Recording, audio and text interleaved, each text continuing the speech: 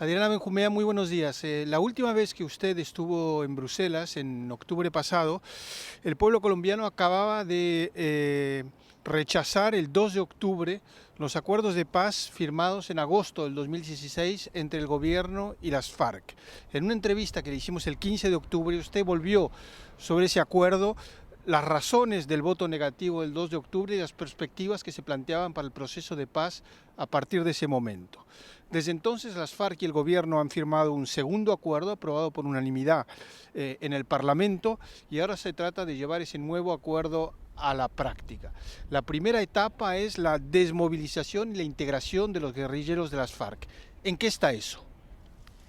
Bueno, sí, digamos que no es un momento fácil, por supuesto. Colombia empezó a soñar con la posibilidad de una paz estable, duradera. Esta primera etapa tiene dos cosas fundamentalmente: el proceso de desmovilización, pero además de concentración de los guerrilleros y guerrilleras en las zonas campamentarias.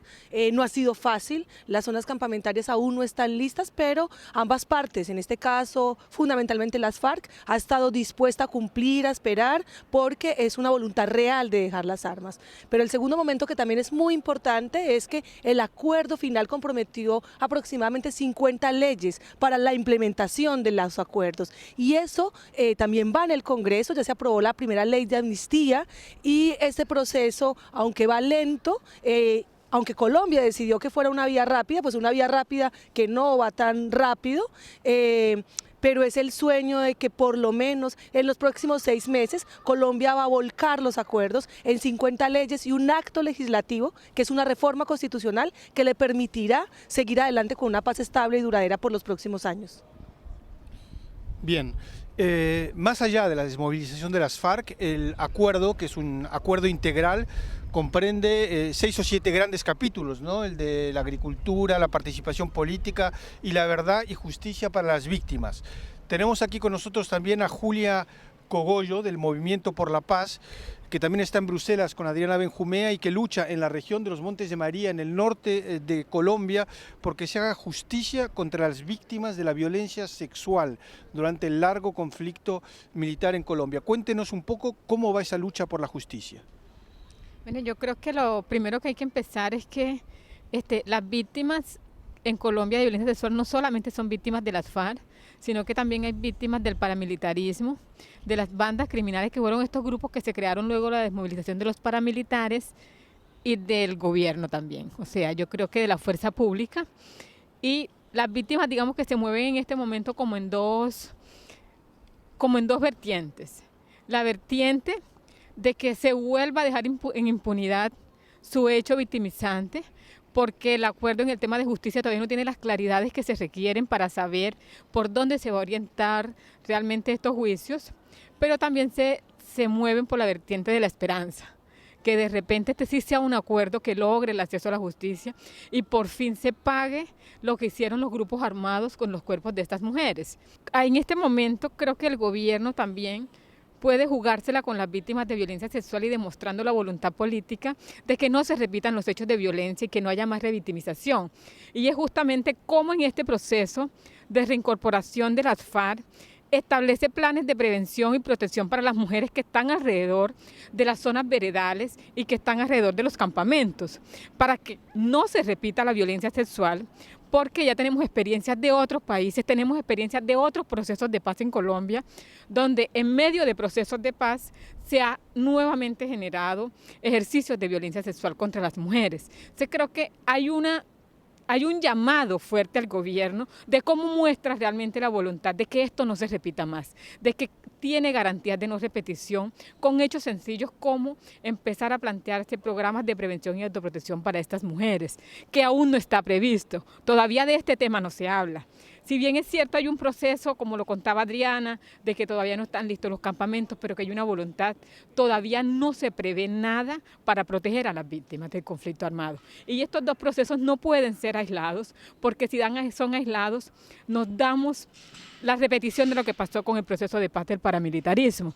Y es que estuvo centrado en los victimarios y aún las víctimas fueron violadas nuevamente, las mujeres hubo nuevamente víctimas de los grupos post-desmovilización, de la misma fuerza pública, y no se vio realmente una voluntad de paz que involucrara directamente a las víctimas, y no podemos darnos en el lujo que hoy, con todo lo que le hemos apostado las víctimas, lo que le hemos apostado las organizaciones sociales a este proceso de paz, darnos el lujo que se pierda.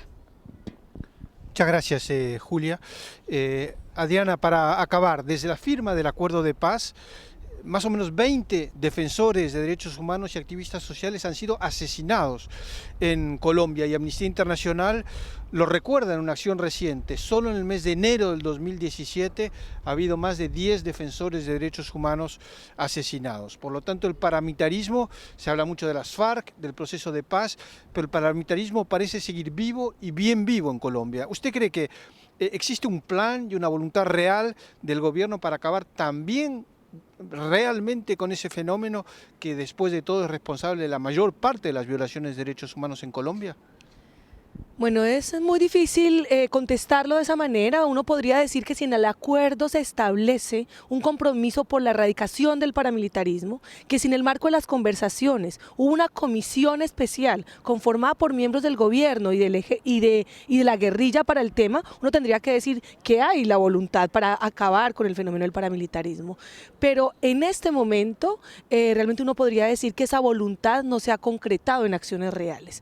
Hay un grupo de asesores importantes del movimiento de derechos humanos, defensores de derechos humanos trabajando en ese tema en Colombia, pero el compromiso inicial, porque un poco como decía Julia, el movimiento de derechos humanos, los defensores y las defensoras de derechos humanos tienen claro que mientras no se comprometa realmente la erradicación del paramilitarismo, esta guerra puede repetirse. Los paramilitares pueden copar los espacios que está dejando la guerrilla, pueden fortalecer sus acciones en lugares en los que todavía permanece, su relación con empresas, con terceros, con políticos, puede agudizarse en un proceso electoral para el que ya entra Colombia en el segundo semestre de este año. Entonces es urgente, es un tema muy grave de tratar y es muy urgente de parte del gobierno, y hay una comisión especial que quedó comprometida en los acuerdos de investigación para erradicación del paramilitarismo que todavía no ha iniciado. Entonces, claro, por un lado uno puede decir la voluntad se veía en el acuerdo, el movimiento de derechos humanos, defensores y defensoras están insistiendo sobre eso, o sea, son 15 defensores y 5 defensoras los muertos que lleva ya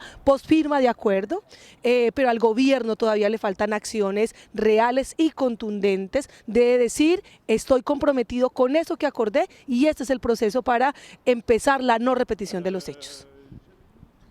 Julia Cogollo, Adriana Benjumea, muchísimas gracias.